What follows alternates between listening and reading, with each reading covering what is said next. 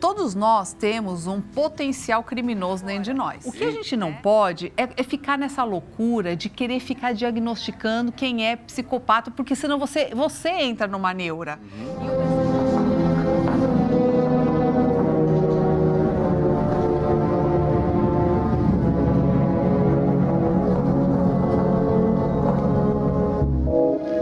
As pessoas têm uma curiosidade natural sobre tudo que é diferente e misterioso. E quando se trata de crimes, é um assunto que envolve nossas emoções mais profundas. Nós queremos entender como esses eventos acontecem e por que as pessoas cometem crimes hediondos. Muitas vezes, essa curiosidade é alimentada pelos meios de comunicação, que nos fornecem relatos detalhados e imagens dos crimes. Além disso, entender crimes pode ser uma forma de proteção. Conhecimento sobre como um criminoso pensa e age pode ajudar a prevenir futuras ameaças. A resolução desses crimes nos dá uma sensação de controle, mesmo que não estejamos diretamente envolvidos. No entanto, é importante lembrar que esse interesse em crimes e violência também podem ser motivados por um desejo mórbido. O apelo do sensacionalismo também pode contribuir para esse interesse. Mas afinal, até que ponto essa curiosidade é normal e não algum interesse exagerado que pode se tornar doentio? Saiba mais agora no Bendita Hora. Minha gente, Silêncio dos Inocentes, eu assisti umas 4 vezes para você ver como que isso nos atrai, né? A questão do horror, do crime, da violência.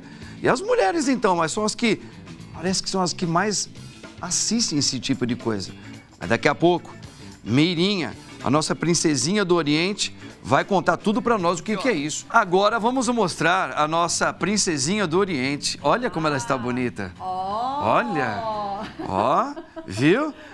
Olha, nossa princesa do Oriente, Meirinha Camia. Eu tô de princesa, né, padre? Linda. Como é que chama esse negócio aqui que você pôs? É um enfeite mesmo. Tipo uma, como é que é? Uma tiara, né? Só que eu botei mais pra baixo. Princesa. Isso. Uma pérola verde. Ficou linda.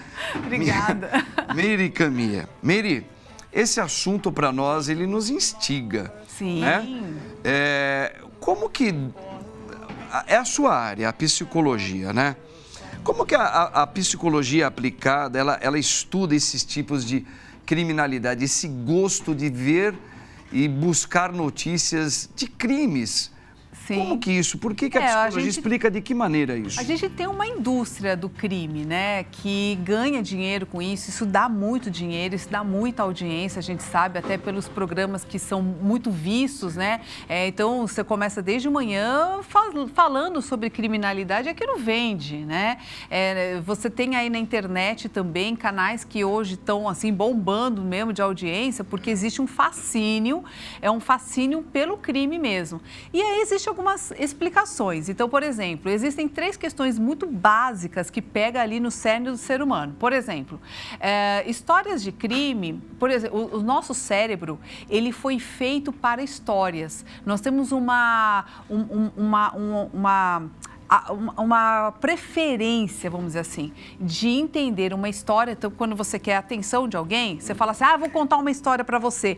Automaticamente, todo mundo para de falar porque ela começa a ir no enredo. Então, o nosso cérebro, ele tem essa facilidade de absorção. Motivação pela história. Pela história. Isso porque, por muitos anos, por milhares de anos, nós não tínhamos muito acesso à escrita e tudo era falado. Então, todas as histórias, as regras sociais, tudo isso era passado de pai para filho. Pelo cérebro na atenção do povo. Isso, e sempre com histórias. Você pode ver a nossa preferência por parábolas. Jesus ensinava por histórias, entendeu? É mais fácil para a gente assimilar. A segunda questão é a questão, por exemplo, que tudo que é tabu, tudo aquilo que não é falado, ele nos causa uma certa atratividade. Então, a morte, por exemplo, é um tema que nos fascina, porque a gente quer saber, ao mesmo tempo que a gente tem medo daquilo, a gente quer saber o que tem ali. Então, você pode perceber que quando você tem acidentes de carro na estrada, o grande problema é que as pessoas passam perto para olhar e atravanca todo o trânsito. Sim. Então, às vezes, a pista já está liberada, mas as pessoas precisam olhar, o olho vai para lá, né? Porque a gente quer saber o que tem por detrás daquele mistério. E, em terceiro lugar, nós temos também o cérebro, ele precisa e ele gosta de resolver problemas. Então, quando você vê uma história de criminalidade, você quer saber onde é que aquilo leva. E o suspense faz com que você fique vidrado. Por quê? Você tem uma liberação de adrenalina, de endorfinas, de substâncias químicas que te mantém ali atento, porque aquilo te traz vida também. Sensações. Exatamente. Então, o tema morte traz vida. Olha que interessante. É interessante. Faz seu coração bater mais rápido, faz... quando você tem uma oxigenação maior do sangue, né, nas artérias, você tem uma sensibilidade maior. Então, você sente, né, as sensações, assim, na base da tua pele. Então, aquilo dá uma sensação de vida. Sim. E você está num ambiente seguro. E aí, a gente vai ter também a preferência das mulheres por esse tipo de crime, né? Então, a gente vai ver hoje as True Stories, que são podcasts, são canais do YouTube que estão hoje bombando aí, falando sobre crimes reais. E a visibilidade, ela é mais vista pelas mulheres. Sim, né? Porque também tem aquela coisa da sensação do controle. Quer dizer, eu quero ver como é que esse criminoso pensa, porque aí eu não vou cair na mesma armadilha. Por isso, acho que elas têm maior necessidade de conhecer essa questão aí. Então, você vê que nós temos vários fatores que nos atraem para esse tipo de assunto, né? Verdade. Mas existem alguns perigos também, viu, padre? Muito interessante isso que você já está colocando. E nós temos aqui uma relação de psicopatia e criminosos. Você vê mais nesse VTzinho aqui, ó. Dá uma olhada. Primeiro, pessoas que cometem crimes variam bastante quanto às suas personalidades. A psicopatia não se relaciona necessariamente com comportamentos criminais ou um histórico de violência ao longo da vida, como esse diagnóstico sugere. Outro problema com o diagnóstico é que medidas de psicopatia e do transtorno de personalidade antissocial apresentam associações bem menores do que se poderia esperar se uma fosse realmente sinônima da outra. Um crescente número de evidências na psicologia e psiquiatria apoia a ideia de que psicopatia não é uma coisa só e nem um transtorno necessariamente. Muitos psicólogos entendem a psicopatia como um conjunto de características da personalidade. Embora ainda existam dúvidas quanto a quais são as características essenciais da psicopatia, o modelo triárquico da psicopatia tenta integrar as principais teorias e evidências sobre o assunto. Ô Meirinha, a gente estava vendo isso daí, a gente estava falando aqui, ultimamente a gente está vendo que está dando muito ibope no cinema, a gente vê pessoas que têm uma gama pelo crime e é muito assistido, que nem a gente viu o personagem aí que é até esqueço o nome dele ali, o Coringa, e todo mundo fica impressionado o que leva o crime, quer ver o crime dele. Isso. Mas esse tipo de comportamento não pode estar desencadeando um pouco essa doidura na sociedade. Sim. De achar que banalizou o crime e está tudo certo, vamos para frente? Sim. Todos nós temos um potencial criminoso dentro de nós. Eita. Né? Então, o que faz a gente segurar esse impulso que todo ser humano tem? E é por isso também que a gente tem esse fascínio, né? Todo mundo tem o melhor santo dentro de si e nós temos também o melhor criminoso dentro da gente. E assim, não adianta a gente negar porque está lá, né? A tua consciência e o teu caráter é que vai fazer com que você escolha sempre o caminho melhor, o caminho da bondade, porque não é fácil você ser bondoso, não é fácil você ser virtuoso. Você muitas vezes precisa abrir mão daquela tua vontade de esganar o outro, né? Mas justamente porque você fez um compromisso de ser uma pessoa melhor, é que você se esforça para segurar o teu impulso e ter um comportamento melhor, mais bondoso, mais justo, que foi o que você escolheu. Então percebe que o caminho da virtude, o caminho de Deus, Não é fácil, e é isso que Deus quer. É um caminho que, às vezes, é até mais limitado, você se limita a fazer aquilo que você tem vontade, você não dá vazão ao impulso. Você repreende aquilo. Isso, mas você está no caminho que você escolheu, então é legal isso. Agora, o nosso cérebro, ele, falando agora sobre essa questão da criminalidade, como a gente está vendo hoje, por jovens e tudo mais, qual é o perigo de você ter esses psicopatas como sendo grandes heróis? Então a gente começa a admirá-los. Admirar, exatamente. Esse é o perigo. Isso.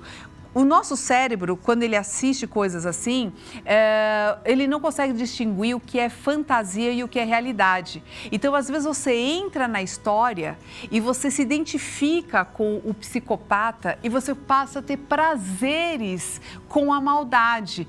E de tanto enxergar aquilo, de tanto você assistir aquilo, você começa a ter uma espécie de banalização do crime. Então, o nosso cérebro, ele tem uma coisa que leva ao vício, e o vício, por exemplo, na pornografia, na própria criminalidade, antes o que te chocava já não te choca mais.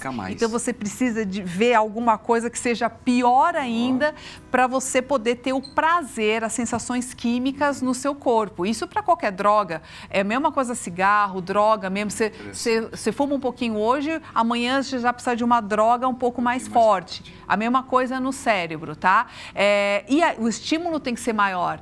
E aí, às vezes, só enxergar assim na telinha já não é mais o suficiente. Então, você já parte para a realidade. Então, a tua maldade, ela vai sendo nutrida a partir do que você está assistindo, entende? Esse é o ponto negativo também desse tipo de conteúdo que a gente vê na internet. Existe também, padre, um fetiche de algumas mulheres. Você pode ver que tem muitas mulheres que elas mandam cartas para presidiários. Existe uma glamourização do criminoso, né? E elas se casam com eles, tal, porque existe uma coisa, um fetiche mesmo, né, dessas mulheres de se atraírem por pessoas que são criminosas. Gente, né? Que espetáculo de explicação que a nossa querida Meirinha está fazendo para nós. É muito importante isso, para a gente entender um pouco esse enredo que está acontecendo na nossa sociedade. Meirinha, nós temos uma pergunta para você, princesa do Oriente. Vamos olhar no VT. Vamos lá. Crianças e adolescentes devem ter acesso limitado aos jogos que são considerados violentos? E aí, Meirinha? Padre, é complicado mesmo e eu acho que tem que ter. Pelo seguinte, a criança e o jovem ainda não têm áreas cerebrais relacionadas ao freio, à moral. Então, é assim, o freio, o freio social, que é aquela coisa assim, eu tenho vontade de dar um soco na tua cara, né? Então, você vai ter um freio. Quando você, por exemplo, está bravo com o seu chefe, você fala, que vontade de falar tudo aquilo que eu tenho vontade com o meu chefe, e você segura. Por que você segura? Porque você tem uma área chamada juízo. Então, o juízo, ele só é formado no final da adolescência, próximo dos 21 anos de idade. Tem muito a ver com os pais, os educadores aí também. Isso, que é aquilo que você fala, tô com vontade, mas você segura o impulso e você não faz a bobagem que você está com vontade de fazer, né? Então, a criança, o adolescente, ele ainda não tem essas áreas desenvolvidas. Então, quando você expõe a criança a atos de violência, que a violência ela dá um certo prazer, né? E a gente vai ter que entender que a criança pode ficar viciada nesse tipo de estímulo. Comportamento e como violento. Eu falei para você, ela só piora. Então, quando você começa a achar que é bacana você matar os personagens, de você atropelar, tem vídeo que é assim, né? Que você vai atropelando alguém, é tudo de matar. E aquele boneco, ele vive de novo. Então, você matou, ele vive de novo. Então, como a criança e o adolescente também, eles estão no limiar entre fantasia e realidade... Eles acham que é pouco aquilo, tudo que vai acontecer. Então, eu quero ver como é que é. Mata o outro caindo. E acha que daqui a pouco ele vai voltar. Isso. E eu vejo em vários jovens delinquentes, eles falando... Por que você matou? Ah, que eu queria ver como que era morrer, como que era ver ele morrer, como que é, sabe?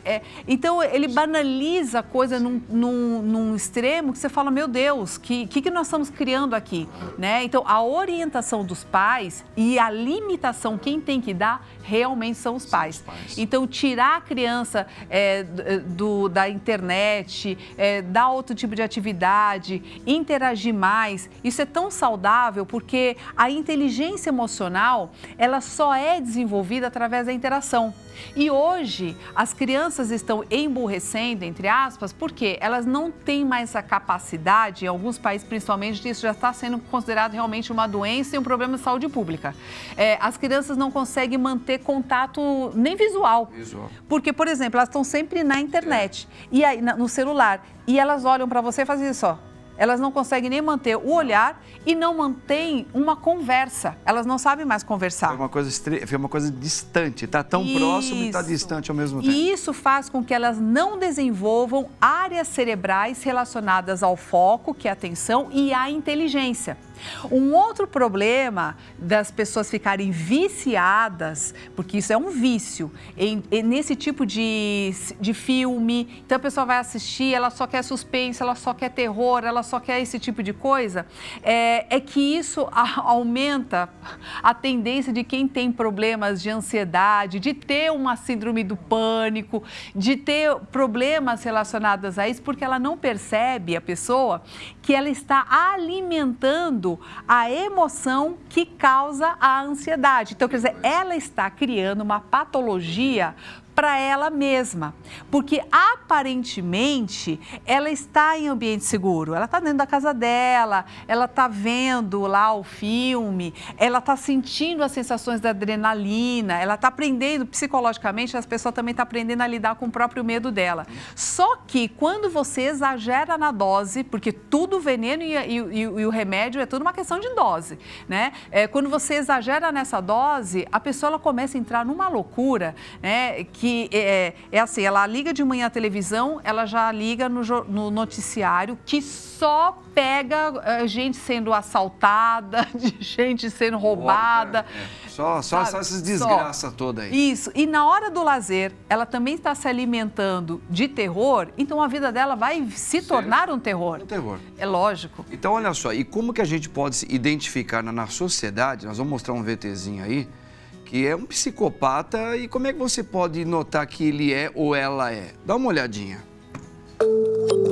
A psicopatia é um transtorno de personalidade caracterizado por comportamentos manipulativos, impulsivos e também insensíveis. De acordo com especialistas, cerca de 4% da população tem esse transtorno, e a maioria são homens.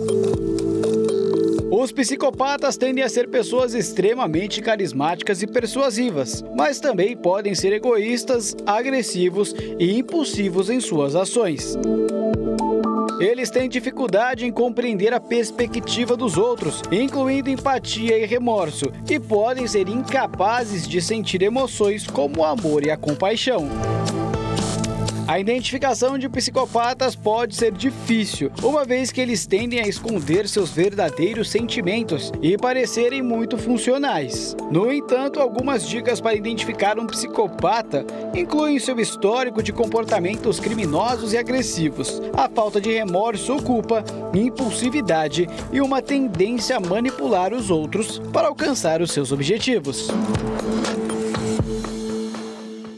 Meirinha, mas até você adquirir esse diagnóstico, você tem que fazer um estudo psicológico na vida de todo mundo. É complicado isso, hein? Você sabe que hoje, né, eu vejo que as pessoas confundem demais essa coisa que todo mundo vira psicopata. Quer dizer, se você me ofendeu ou se eu me senti ofendida, que às vezes nem você me ofendeu, é eu que me senti ofendida com alguma coisa que você fez ou falou, eu já falo, ele é psicopata, sabe? Porque me chateou, virou porque modinha é egoísta, isso. Então eu pego uma característica da psicopatia e generalizo, né? Então fica todo mundo sendo psicopata. E todo mundo que me ofende é manipulador, as mulheres narcisista. Também podem ser. Tem um número menor, mas também... Menor, mas os homens é mais comum encontrar esse tipo de desequilíbrio. As mulheres também podem. Tem, claro. Em número menor mesmo, né? Assim como nas que a gente chama de parafilias, que são as disfunções sexuais, é muito mais homens do que mulheres, mas existem as mulheres sim. Agora, o que a gente não pode é ficar nessa loucura de querer ficar diagnosticando quem é psicopata, porque senão você entra numa neura. E eu percebo que tem gente que começa a entrar nessa fissura, né? Porque o psicopata, ele também é sedutor. Esse tema é sedutor. E a pessoa começa a achar que todo mundo é psicopata. Eu fico analisando o comportamento dos meus colegas de trabalho. Ao invés de focar no meu trabalho, eu fico lá tentando descobrir quem é que está puxando meu tapete, quem é que está querendo me atacar. Mas percebe que quando você toma a sua vida para você dedicar a sua atenção para 4% da população, que são os psicopatas, e você está dedicando muito tempo da tua vida para ficar se protegendo desses que são os 4%, então eu fico pensando, né? Onde você está jogando a tua energia, o seu tempo, a sua atenção? Será que você não tem coisa mais importante para fazer do que ficar tentando diagnosticar quem é psicopata e quem não é? Percebe?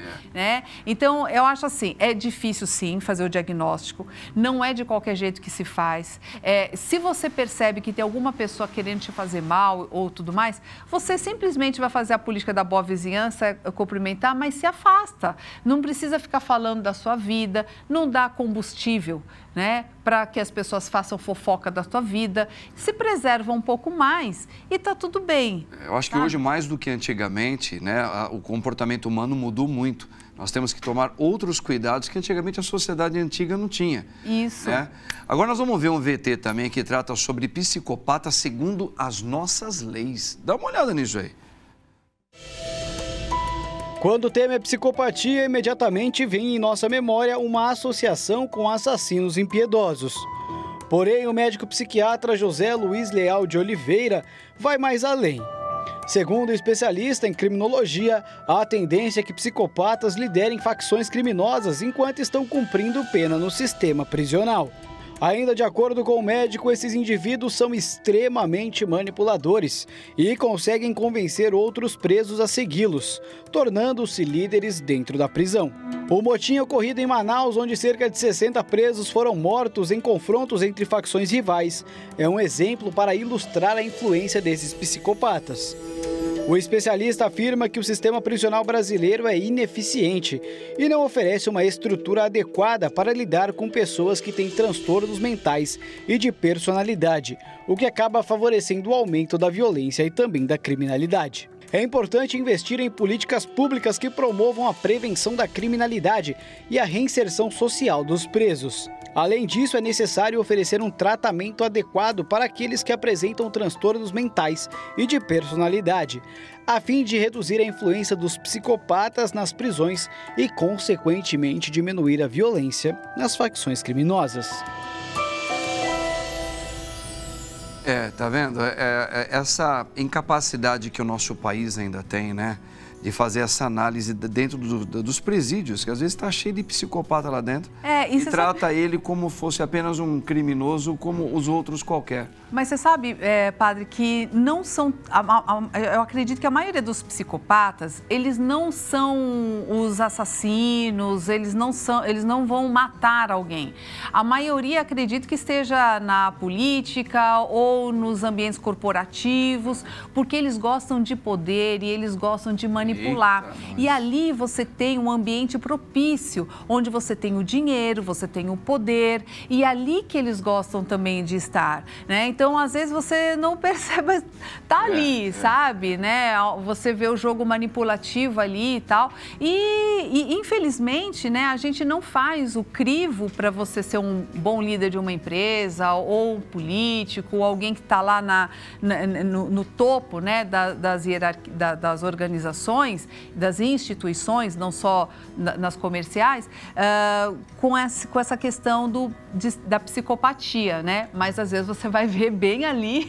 No final das contas, eu acho que o investimento dentro do estudo da psicologia, ela deveria ser muito mais audaciosa nos nossos países, né? Países como o nosso, de você estudar mais sobre o comportamento humano, porque eu acho que nós somos muito, fora você e outros psicólogos e psiquiatras, eu acho que a sociedade deveria ter isso como uma grade curricular de ensinamento. Olha, Para a gente poder entender melhor o Padre, comportamento. eu acredito que o nosso sistema, ele valoriza muito a questão financeira. Quer dizer, se você tem dinheiro, você já é um excelente herói. Porém, em algum momento, nós separamos um homem virtuoso de um homem milionário. E a gente começa a achar que só porque ele é milionário, ele é uma boa pessoa. E não é. Como se ele fosse virtuoso porque ele é milionário. E às vezes esse milionário, ele chegou lá porque o cara é um super psicopata, Sim. você entende? Detonando um monte de gente, prejudicando grande parte da população, mas ele chegou lá. E a gente não olha para as virtudes. Então, como as virtudes não são valorizadas, nós, enquanto sociedade, cometemos esse erro de colocar no trono e mostrar como herói, às vezes, um grande psicopata. Às vezes, um criminoso está em grande atividade. Isso. Que nem um vulcão. E a gente, às vezes, está tão cego sobre as virtudes que deveríamos valorizar que a gente só enxerga o crime mesmo que ela começou a colocar. Isso. Você é espetacular, Mirinha. Deus abençoe você. Amém, tá bom? Padre. Obrigada.